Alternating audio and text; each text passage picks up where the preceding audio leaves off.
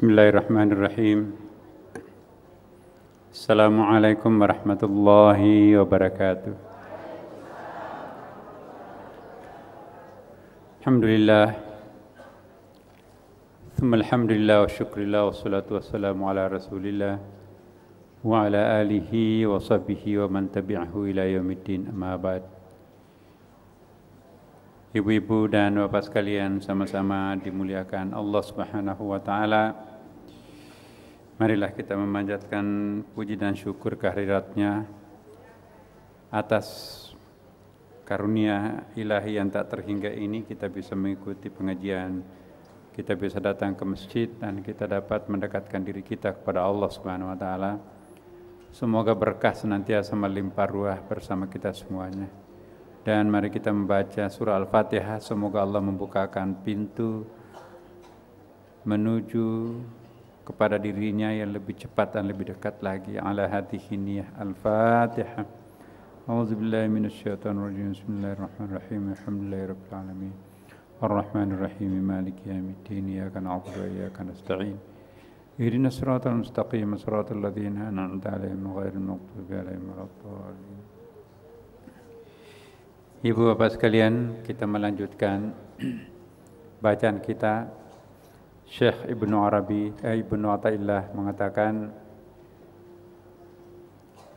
liyukhaffif alamal bala'i 'alaika 'ilmuk bi'annahu subhanahu huwal mubli lak falladhi wajahatka minhul afdar huwalladhi 'awwadaka husnal ikhtiyar.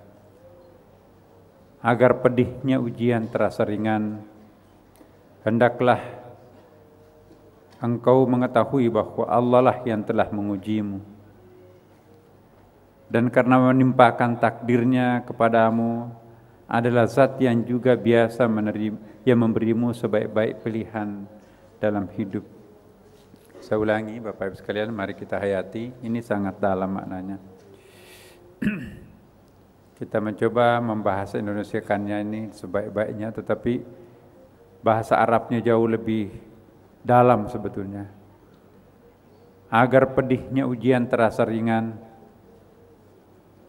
Ujian itu pasti pedih. Ujian itu pasti berat.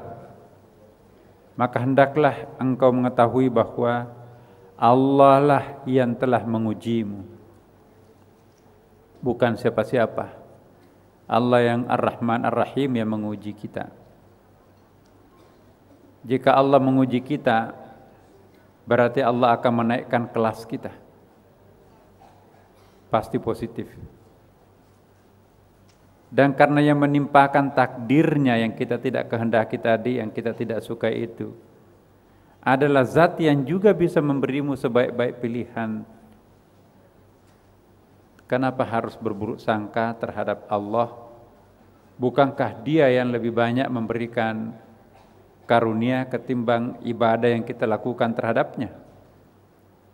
Iya kan Bapak Ibu? Apabila manusia memahami bahwasanya suatu cobaan yang datang dari Allah diterima dengan ridha dan dipahami pula sebagai anugerah, maka ia akan menerimanya tidak dengan hati sedih, akan tetapi akan menjadi sesuatu yang sangat ringan. Nah, urusan berat dan ringannya sebuah musibah, sebuah cobaan, sangat ditentukan oleh suasana batin seseorang. Kalau batin orang itu dekat dengan Allah Subhanahu wa taala, pasti tidak akan pernah merasa berat musibah sebesar apapun menurut orang lain. Tapi kalau sebaliknya, batin kita itu jauh dengan Tuhan, seringan apapun musibah itu akan terasa sangat berat. Pangkalan pendaratan menerima musibah yang paling bagus ialah kita mencintai Tuhan. Mencintai Tuhan itu bukan dalam ucapan. Saya pernah mengatakan, cinta kita terhadap Tuhan, usahakan seperti cintanya Tuhan terhadap kita. Kita sering mengatakan, I love you, my God. Tetapi cinta Tuhan terhadap manusia, ya, itu lebih dalam lagi. Itu seperti kalau orang jatuh cinta itu, falling in love gitu ya. I am in loving you, ya gitu. Saya di dalam suasana cinta terhadapmu, wahai hambaku. Jadi kalau kita mengatakan I love you, aku cinta kepadamu, boleh jadi basa-basi, boleh jadi formalitas, boleh jadi karena itu kewajiban, dan boleh jadi ada hajat yang sangat penting yang kita akan minta darinya. Maka itu kita mengungkapkan spontanitas kita itu pada Allah, I love you my God, aku mencintaimu Tuhan. Tapi kalau yang sesungguhnya yang paling sejati itu I fall in love, saya jatuh cinta terhadapmu. Ya, rasa bahasa Inggrisnya itu sangat dalam tuh. Fall, jatuh cinta. I feel in love. Jadi bukan I feel love you, I feel in love you. Jadi from within, melekat dari seluruh relung-relung diri kita, pori-pori kita mencintainya sepenuhnya kepadanya. Nah, jadi itulah cinta Tuhan terhadap kita, tapi cinta kita terhadapnya kadang-kadang situasional. Nah, karena itu Bapak Ibu sekalian, kita diminta di sini, apabila manusia memahami bahwasanya suatu cobaan yang datang dari Allah diterima dengan ridha dan dipahami pula sebagai anugerah, maka ia akan menerimanya tidak dengan hati sedih, bahkan akan menjadi sesuatu yang sangat ringan, tergantung suasana batin kita.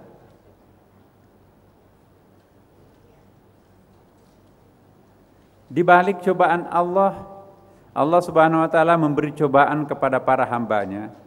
Tidaklah berarti Allah Ta'ala membenci, akan tetapi Allah Subhanahu wa Ta'ala menunjukkan kasih sayang dengan memperhatikan hamba yang dicoba itu. Sudah pernah kita bahas dulu mirip-mirip redaksi ini, bahwa di balik setiap cobaan itu Tuhan akan menguji kita sebetulnya. Nanti akan ada penjelasan apakah di balik ini semuanya ada divine wisdom, ya. Karena ada 3 hal yang mirip itu Bapak Ibu sekalian. Ada hikmah. Hikmah itu divine wisdom. Divine wisdom itu beda dengan compensation, ya, kompensasi. Kompensasi itu nanti kita jelaskan. Ada lagi satu, make sure. Jadi menerangkan hubungan sebab akibatnya. Kita teruskan dulu di sini.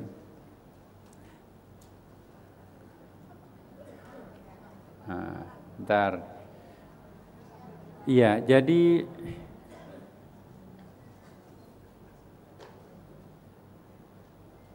nah, Bapak Ibu sekalian, saya ingin masuk dulu ke yang terakhir, ya, penjelasan apa tadi yang saya sebutkan itu divine wisdom. Apa perbedaannya itu semuanya?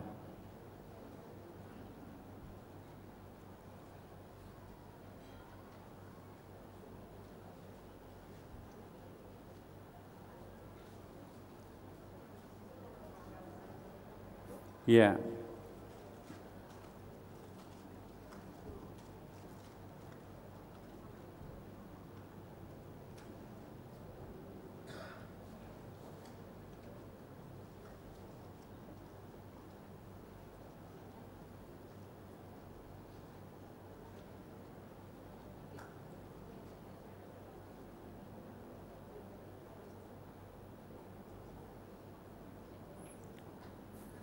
Ya, here we go.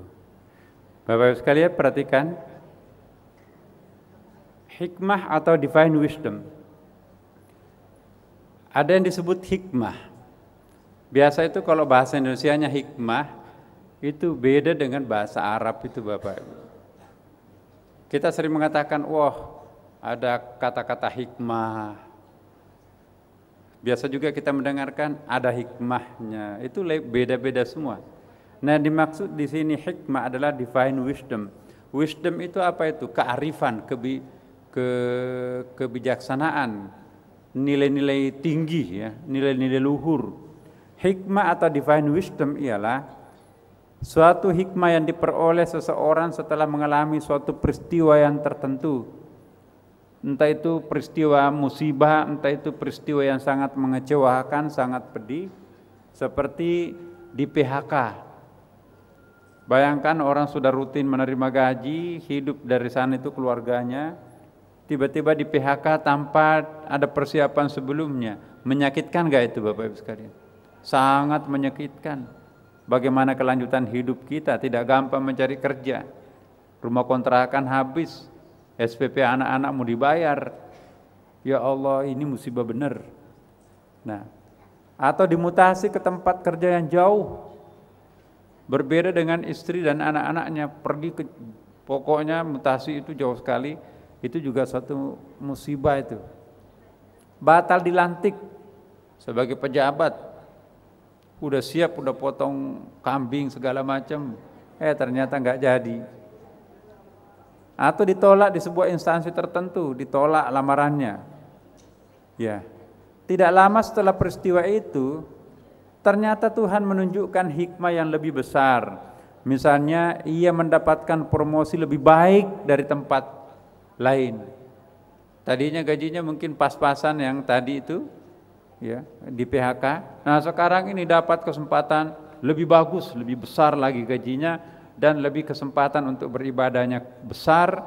Akhirnya alhamdulillah, itu yang disebut dengan divine wisdom. Tuhan akan memberikan sesuatu yang istimewa terhadap hambanya, maka tanpa persiapan diuji hambanya itu dengan cara di PHK oleh atasannya. Nah, orang itu nanti akan kembalikan kepada Tuhan. Tuhan nanti akan melihat sabar enggak ini hambaku ini. Ya, ternyata setelah diuji, alhamdulillah, yang bersangkutan sabar kan. Memang sekian lama di Sunda Kelapa masa nggak sabar? Akhirnya apa yang terjadi Bapak Ibu sekalian? Muncul apa yang disebut dengan divine wisdom tadi itu. Ya. Ternyata Tuhan menunjukkan hikmah yang lebih besar, mendapatkan promosi lebih baik di tempat lain, dan terhindar dari musibah. Seandainya dia tidak di PHK, dia masih tetap berada di tempat itu, maka bangunan runtuh itu mungkin termasuk di dalamnya yang kena, atau yang termasuk dengan ditangkap semua di situ. Tapi karena dia sudah di PHK, alhamdulillah aman dari tempat itu. Jadi itu yang disebut dengan divine wisdom. Ada sesuatu yang lebih besar daripada yang kita bayangkan terjadi pada diri kita setelah mengalami suatu peristiwa. Itu yang disebut dengan hikmah. Ya, tadi musibah yang kita definisikan itu, seringkali kita mengalami hal seperti ini. Contoh lain, ya, ada yang melamar anak kita. Enggak tahu ujung pangkalnya kok tiba-tiba batal. Ya, padahal sudah dikenalin semua keluarga, harinya sudah ditetapkan. Katanya sebagai orang tua yang pernah mengalami seperti ini, menyakitkan sekali. Apalagi kalau undangan sudah beredar, ada itu Bapak Ibu sekalian. Nah, dia tawakal kepada Tuhan, ya ini garis tangan saya. Sabar nak. Anaknya tentu nangis. Kenapa? Ternyata dia diambil oleh orang lain. Sakit, menyakitkan sekali peristiwa seperti ini. Tapi karena ketabahannya, apa yang terjadi berikutnya, ada yang lamar anaknya lebih tampan, lebih bagus pekerjaannya, lebih saleh lagi. Tidak lama setelah itu, yang pernah melamar anaknya tidak jadi, itu cerai lagi dengan istrinya itu. Kenapa? Ternyata mengalami kelainan, misalnya homoseks dan seterusnya. Alhamdulillah, ya Allah, terima kasih. Terima kasih. Untung bukan anak saya yang kena. Jadi ini yang disebut dengan divine wisdom, Bapak Ibu sekalian. Tentu caranya bagaimana memperoleh divine wisdom ini, hikmah ini. Nah, itu nanti akan ada caranya lagi. Ya, pernah kita bahas lagi caranya itu ada 3 ya. Kepasrahan itu ada 3 bahasa Arabnya, bahasa tasawufnya itu ada 3. Pasrah yang paling total pasrahnya itu siapa Bapak Ibu sekalian? Ada yang disebut dengan tafwid. Tafwid itu artinya kepasrahannya itu sangat total. Contohnya seperti janin di dalam rahim ibu. Ya, masih ingatkan dulu kan Bu? Janin itu karena saking pasrahnya, Tuhan menjanjikan semakin pasrah sepasrah-pasrahnya hambaku, maka aku akan semakin proaktif, seproaktifnya terhadap mereka. Nah, janin dalam rahim ibu itu seperti hidupnya di dalam surga, baru berkeinginan untuk makan karena lapar, otomatis itu apa sih namanya tuh, kabel-kabel rahim itu, ari-arinya ibu itu mensuplai sedikit apa Bu? Plasentanya ya. Ya, jadi ada kan selang itu yang selang. Maklum bukan perempuan. Ya. Kalau bayi janin itu haus, maka otomatis itu keran-keran dalam rahim ibu itu jalan sendiri. Jadi janin tidak perlu menangis. Kenapa? Karena keinginannya dipenuhi oleh Allah Subhanahu wa taala melalui sistem otomatis yang ada di sistem rahim ibu itu. Makanya itu begitu anak itu lahir pasti menangis. Enggak ada bayi yang lahir tidak menangis. Kenapa? Siapa enggak menangis kalau meninggalkan surga kan? Kalau seorang sudah lahir, enggak bakalan dikasih air susu oleh ibunya kalau dia enggak nangis duluan. Kalau sakit perutnya, nangis dulu. Bayinya kalau dalam janin itu, sakit perutnya itu ada antibodi dari ibu itu sendiri yang sangat efektif untuk mengobati anaknya sendiri. Yang penting ibunya jangan macam-macam, artinya macam-macam di sini jangan merokok dan narkoba dan seterusnya, karena itu bisa meracuni janinnya sendiri. Sepanjang menjadi ibu normal, insya Allah, maka penyakit yang dalam janin itu tidak perlu didatangkan dokter melihat di dalam tuh enggak. Nah, itu namanya tafwid, kepasrahan total. Pasrah berikutnya disebut dengan apa, masih ingat Ibu? Taslim. Jadi taslim itu pasrah juga, tetapi sudah ada bentuk teriakan. Anak itu kalau nangis itu berarti sedang lapar. Tapi kalau nangisnya panjang, ya, volume suaranya seperti ini, wah itu bukan lapar, bukan haus, ini sakit perut. Biasanya ibu-ibu itu tahu kalau ini tangis sakit perut dan ini tangis lapar. Ya. Jadi isyarat semuanya itu. Ada lagi kepasrahan yang sesudahnya itu disebut tawakal. Tawakal itu kalau orang sudah dewasa. Tawakal. Nah, hikmah itu tergantung daripada sikap kita. Apakah hikmah kita sikapi dengan tafwid atau taslim atau tawakal. Penyerahan yang paling sempurna ialah tafwid. Yang menengah adalah taslim, seakar kata dengan Islam, pasrah ya. Dan yang ketiga adalah tawakal. Berusaha dulu baru tawakal kepada Allah Subhanahu wa taala. Nah, itulah yang akan mendatangkan hikmah.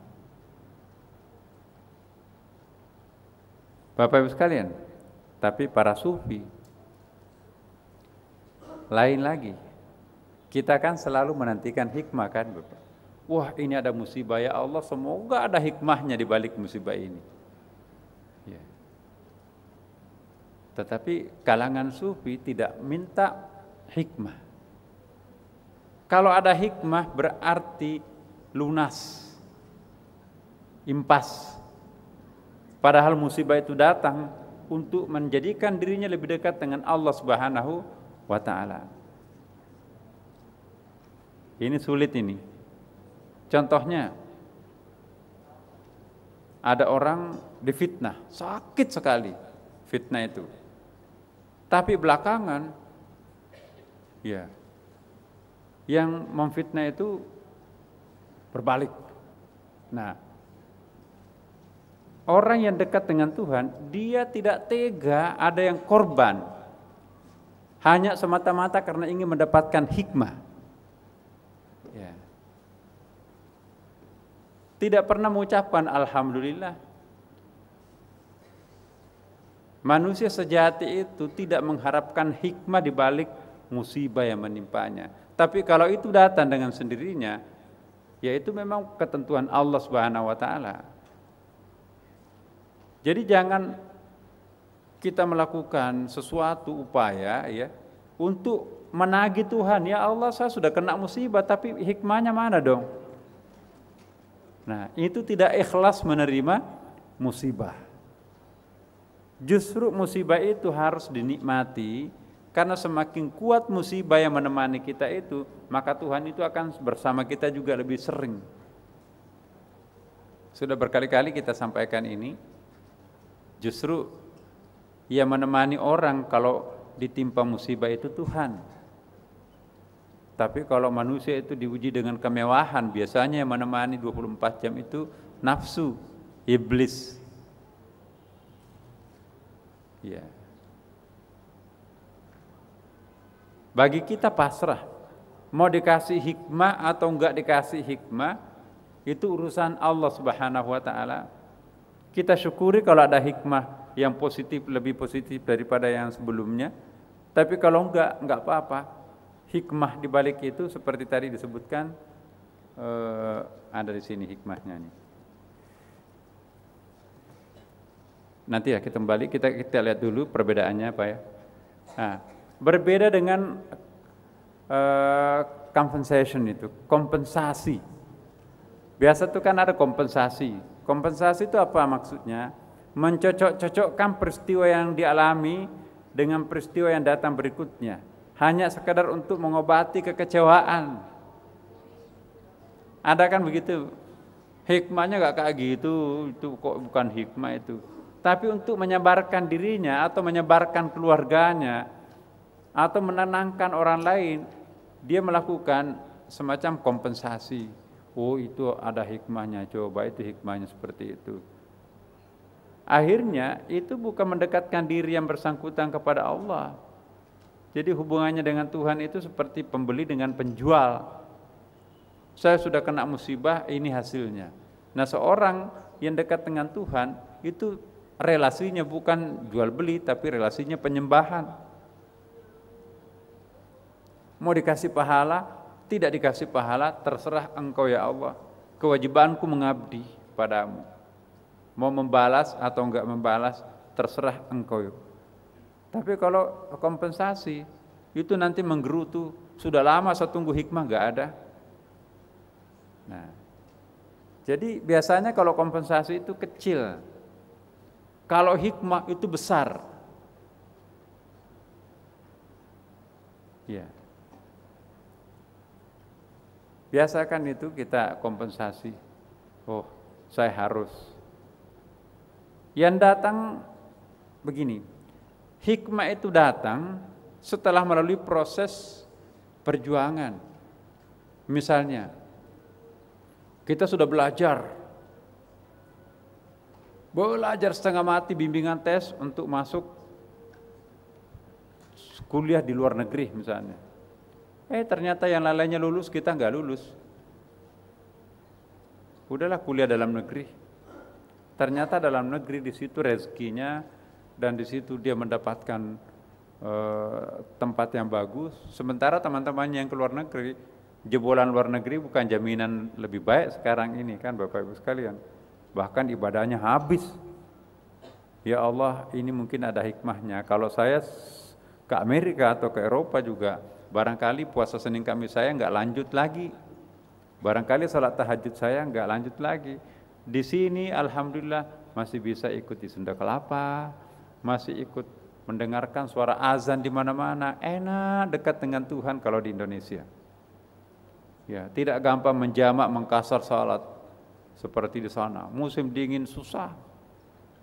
Jadi ada hikmahnya. Tapi walaupun itu merupakan kompensasi, ya kan?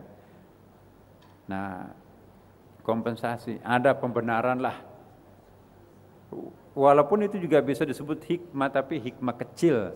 Hikmah yang besar itu memang sudah berusaha sekuat-kuatnya, tetapi juga memang tidak dapat rezekinya di sana.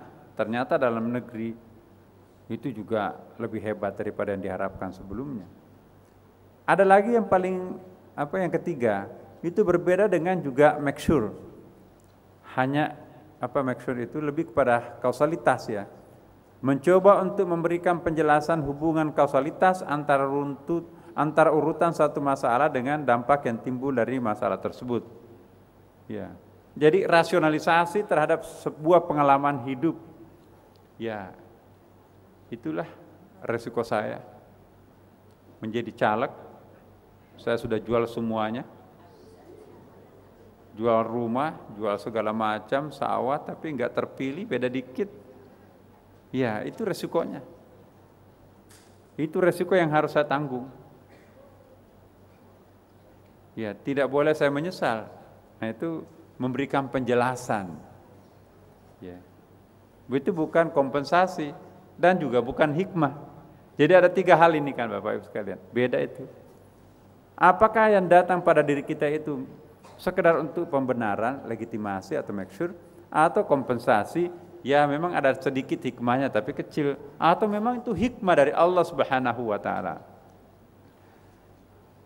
Nah, kita diajarkan oleh agama kita jika ingin mendapatkan hikmah dari Allah, sabarlah terhadap musibah itu.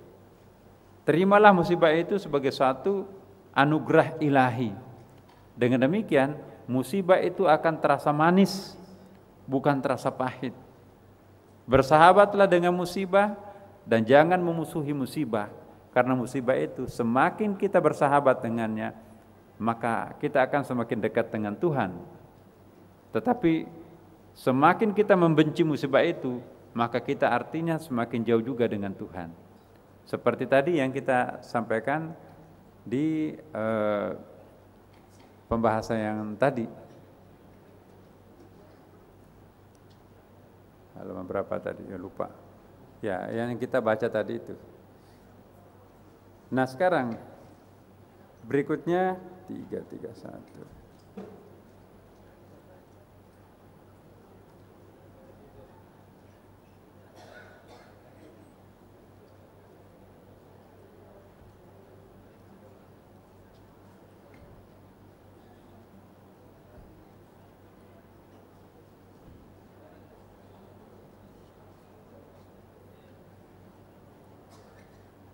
Ini dia.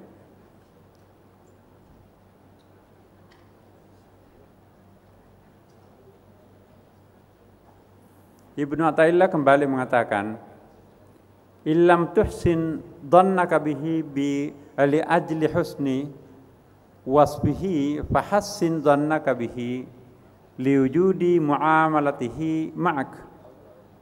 Fahal awwadaka illa hasanan wa hal istada ilaika illa minanan." Apabila engkau belum sanggup untuk berbaik sangka kepada Allah lantaran kesempurnaan sifat-sifatnya, maka berbaik sangkalah karena pertemanannya bersamamu. Bukankah dia selalu memberimu sesuatu yang baik, dan bukankah dia senantiasa memberimu segala kenikmatan? Jadi pentingnya berbaik sangka terhadap Allah, sekalipun itu musibah yang kita peroleh darinya. Ya. Tapi juga jangan memusuhi kebalikan musibah. Di situ kan penjelasannya begini. Seolah-olah musibah itu rahmat. Dari tadi kita mengatakan bahwa musibah itu rahmat. Jangan dibalik. Kalau begitu rahmat itu musibah dong. Iya kan? Tidak. Kalau kita dekat dengan Allah Subhanahu wa taala, maka itu tidak akan ada namanya musibah. Dalam pengertian musibah yang membebani kita. Ya. Sebesar apapun musibah itu, jika kita dekat dengannya, maka itu pasti akan tidak terasa musibah. Terasa manis dalam kehidupan ini. Ini yang disebutkan. Apabila engkau belum sanggup untuk berbaik sangka kepada Allah, lantaran kesempurnaan sifat-sifatnya, maka berbaik sangkalah karena pertemanannya bersamamu. Jadi setelah kita mendapatkan segala macam rahmat Allah, ya, jangan dianggap itu ini kan biasa, ini keringat saya sendiri kok, ini perjuangan saya. Tidak. Kalau kita tidak sanggup untuk mengeluarkan zakat, infak, sedekah, jariah dan lain-lain sebagainya, anggaplah itu Allah sudah pro terhadap saya. Ya, lama kelamaan juga nanti pada akhirnya kita akan keluarkan zakatnya, iba melihat orang yang menderita dan seterusnya. Dan maka berbaik sangkalah karena apa? Bukankah dia selalu memberimu sesuatu yang baik, dan bukankah dia senantiasa memberimu segala kenikmatan? Jadi kenikmatan dan ukuran baik itu sangat tergantung dengan sikap batin kita. Seorang sufi, Bapak Ibu, kalau dia ditimpa kesenangan, dia bersedih. Tapi kalau dia ditimpa musibah, dia senang. Kenapa? Karena dia sadar lebih gampang kita lulus diuji musibah ketimbang kita diuji dengan kemewahan. Lebih banyak orang yang tidak lulus kalau diuji dengan kemewahan ketimbang diuji dengan musibah. Kita dengarkan suara azan dulu.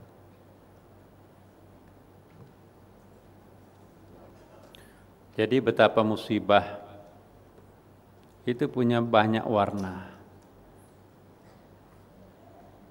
Kalau kita koleksi jenis musibah yang pernah kita alami, Bapak Ibu sekalian,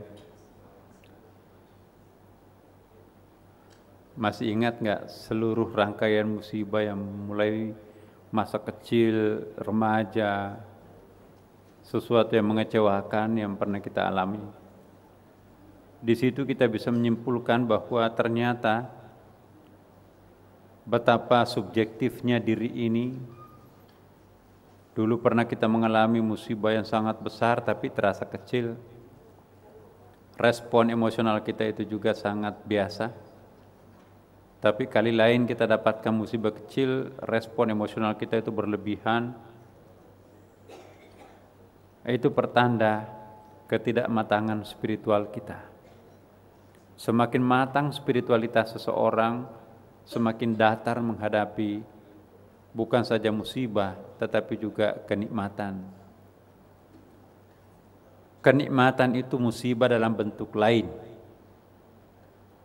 Sedangkan musibah itu juga kenikmatan dalam bentuk lain. Bisa dimengerti Bapak Ibu sekalian. Bagi orang yang wawasan spiritualnya tinggi, dia akan melihat musibah itu kenikmatan dalam bentuk lain, dan dia akan melihat kenikmatan itu musibah dalam bentuk yang lain. Sehingga dengan demikian tidak pernah terlalu sedih dan juga tidak pernah terlalu gembira. Perasaannya datar, itulah siratal mustaqim.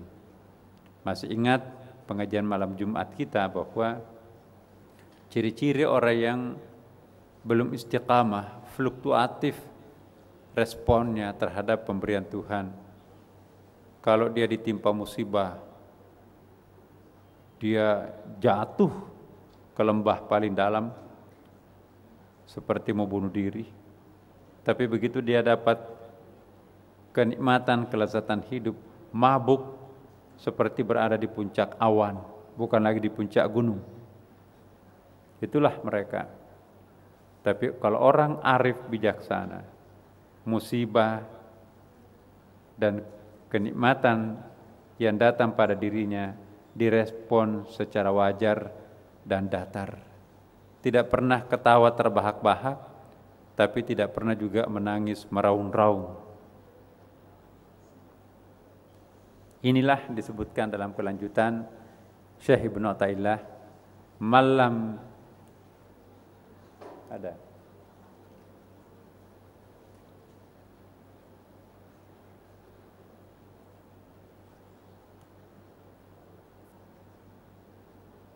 Ya. Malam yuqbil 'ala Allahi bimulatafatil ihsani quyida ilaihi bisalasilil imtihan. Barang siapa yang tidak mendekat kepada Allah dengan halusnya kebaikan yang Dia berikan, ya. Maksudnya yang dia peroleh dari Allah. Siapa yang tidak mendekat kepada Allah dengan halusnya kebaikan yang Dia berikan, yang Allah berikan terhadapnya, maka ia akan diseret supaya mendekat dengannya melalui rantai cobaan. Nah, evaluasi perjalanan hidup kita Bapak Ibu. Yang bisa membuat orang tergelincir itu bukan batu besar. Justru kerikil itulah yang sering membuat orang itu terpeleset.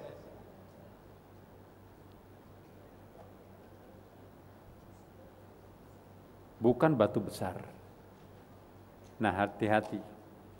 Siapa yang tidak mendekat kepada Allah dengan halusnya kebaikan yang Allah berikan terhadapnya, maka ia akan diseret dekat dengannya melalui rantai cobaan.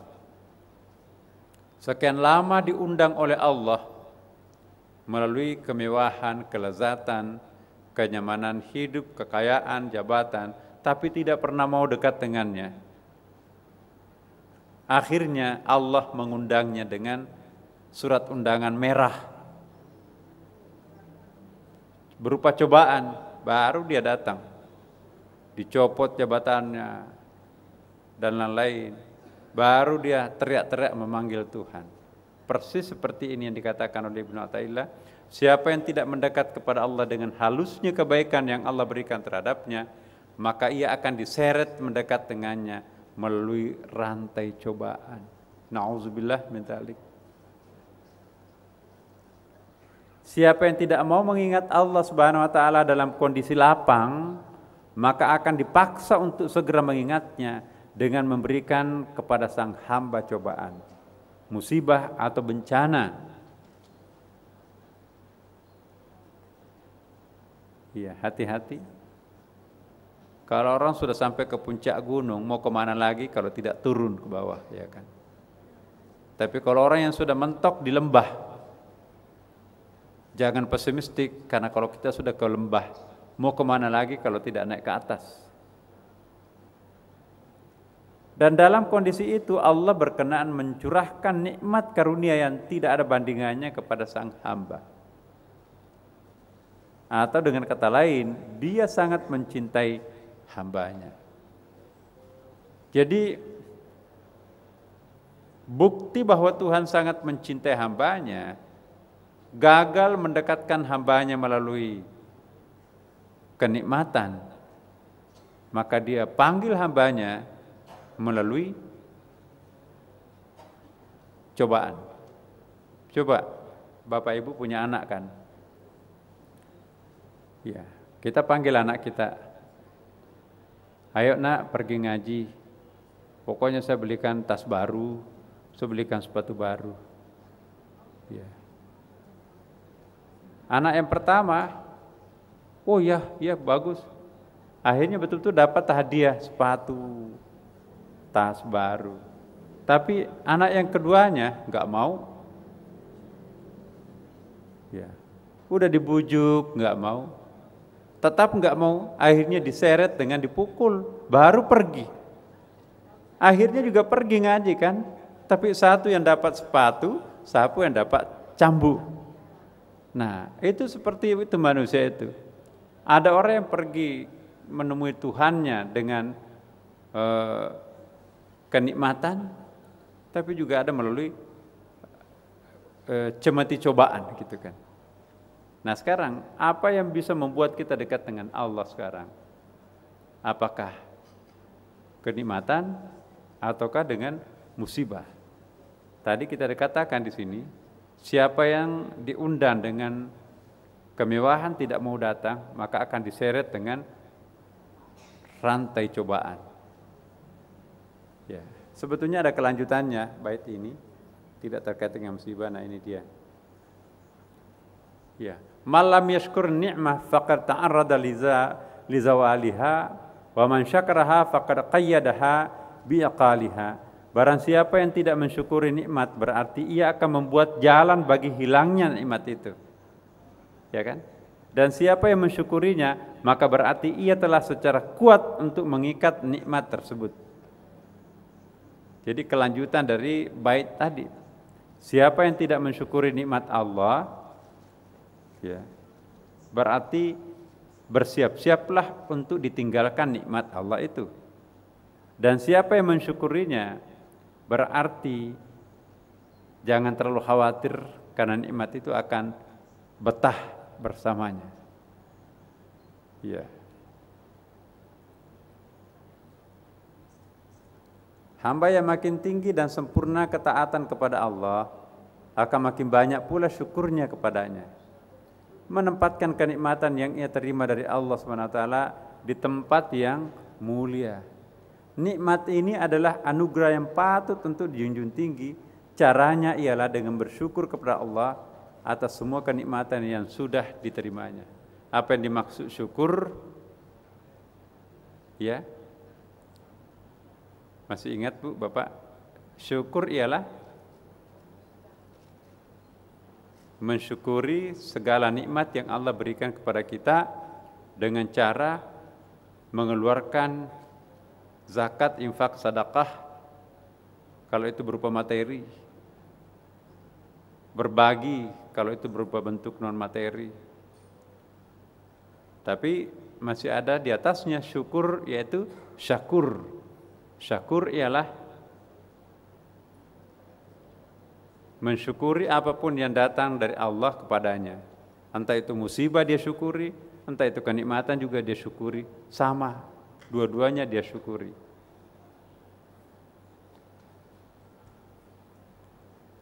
Ya. Satu lagi Bapak Ibu sekalian, saya ingin bait yang 749 ya.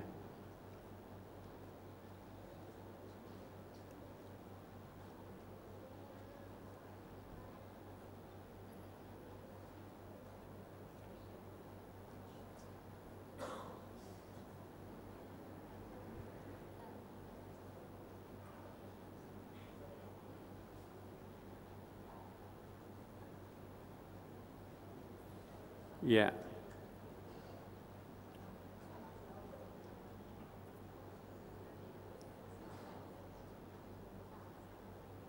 Syekh Ibnu Athaillah kembali memberikan penjelasan terhadap kita.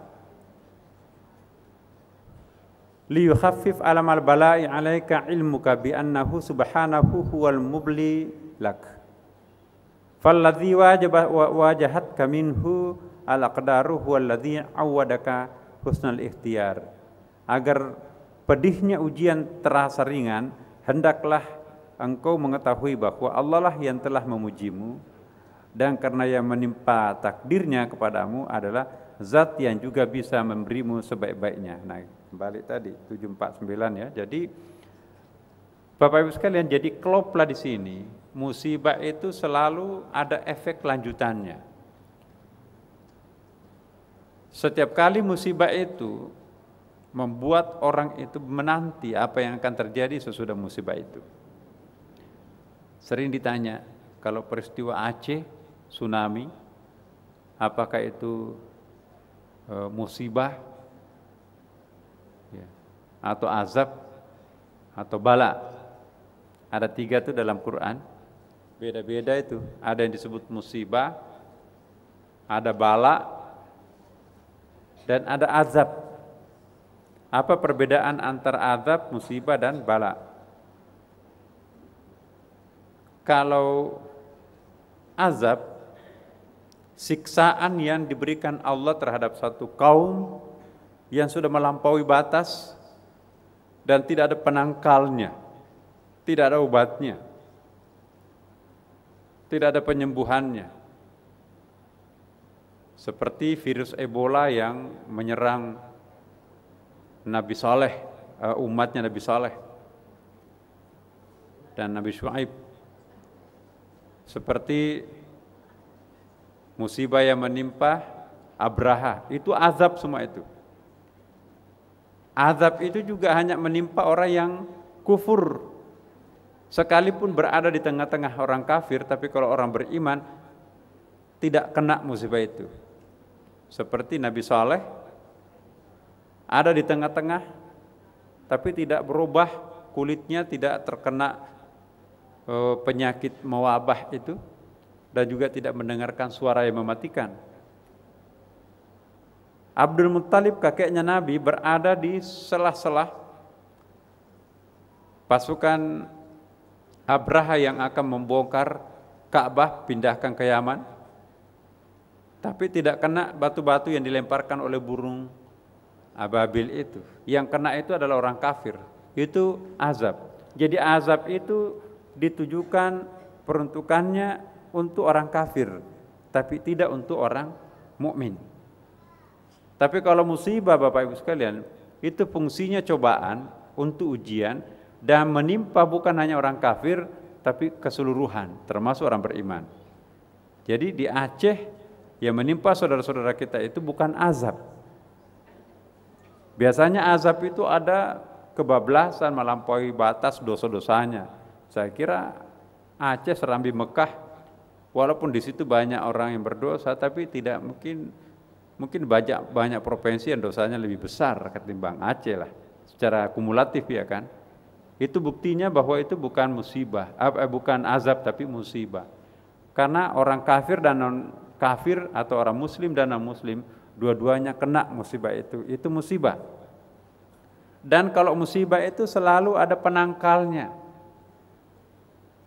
Contohnya, ada musibah yang menimpa satu kaum, itu biasanya ada obatnya, ada vaksinnya. Musibah kemarau, ada waduk, ada mesin pompa air, ya, ada teknologi yang mampu menolong. Itu kalau musibah. Kalau azab tidak ada kemampuan manusia untuk menangkal siksaan itu. Sedangkan kalau itu bala sudah menjadi bahasa Indonesia, itu lebih merupakan kecerobohan, hubungan kausalitas. Sudah diingatkan kalau mau keluar naik motor pakai helm. Enggak kok dekat, baru keluar dari rumahnya disambar motor, jatuh di trotoar, terkena kepalanya, mati seketika. Kalau pakai helm belum tentu. Nah, jadi artinya apa? Bala itu lebih disebabkan oleh hubungan-hubungan kausalitas. Ya. Kamu jangan ke tempat penyakit menular, kamu belum divaksin. Enggak apa-apa, terserah takdir Allah. Itu kena itu. Jadi kalau mau nekat pergi ke situ, ya vaksin dulu baru pergi. Insya Allah kita ada usaha untuk itu. Itu perbedaan antara azab, musibah, dan bala. Nah, sekarang bagaimana merespon azab? Kalau sesuai dengan hadis Nabi Bapak Ibu sekalian, azab itu sudah tidak akan pernah ada turun lagi ditimpakan kepada umatnya Nabi Muhammad SAW. Nabi pernah minta 3 perkara kepada Allah, ya. 1 diantaranya ditolak, yaitu ya Allah jangan membuat umatku itu terpecah-pecah, bermusuhan satu sama lain. Tapi yang diterima 1 mutlak, yaitu jangan menimpakan azab terhadap umatku. Oke. Yang saya terima, kata Tuhan, azab tidak akan kami turunkan terhadap umatmu. Yang ada itu adalah musibah atau bala. Tapi perpecahan di kalangan umatmu itu tidak kami jamin. Makanya itu perpecahan umat Islam itu tidak dijamin, tidak akan pernah ada sesudah Rasulullah. Bahkan yang terjadi sekarang ini, ya blok-blok perang saudara bahkan. Nah, inilah Bapak Ibu sekalian. Jadi kita kembali lagi menyimpulkan bahwa divine wisdom itu menanti kesabaran kita semuanya. Kalau Bapak Ibu kena musibah, jangan pernah berharap untuk dijawab oleh Allah dalam bentuk positif, mencari hikmahnya. Anggaplah itu surat cinta Tuhan. Kalau memang ada hikmah diberikan, Allah Subhanahu wa taala syukuri, tapi kalau tidak, itu pasti akan ditabung di akhirat, nanti kelak kita akan merasakannya. Atau mungkin bukan di akhirat, anak kita yang lebih membutuhkannya, itu pernah kita bahas ini. Ya, kalau itu apalah begini namanya yang kedua tadi itu kompensasi, ya lumayan untuk menyabarkan diri kita sendiri. Dan kalau itu make sure kita mencoba memberikan penjelasan, pembelajaran buat kita, jangan jatuh di lubang yang sama. Karena ada pengalaman. Pengalaman adalah guru yang terbaik di dalam menempuh perjalanan hidup kita sendiri. Semoga Allah memberkati kita semuanya Bapak Ibu sekalian. Sampai jumpa insyaallah nanti pengajian tasawuf kita di hari Kamis malam Jumat. Demikian. Wassalamualaikum warahmatullahi wabarakatuh.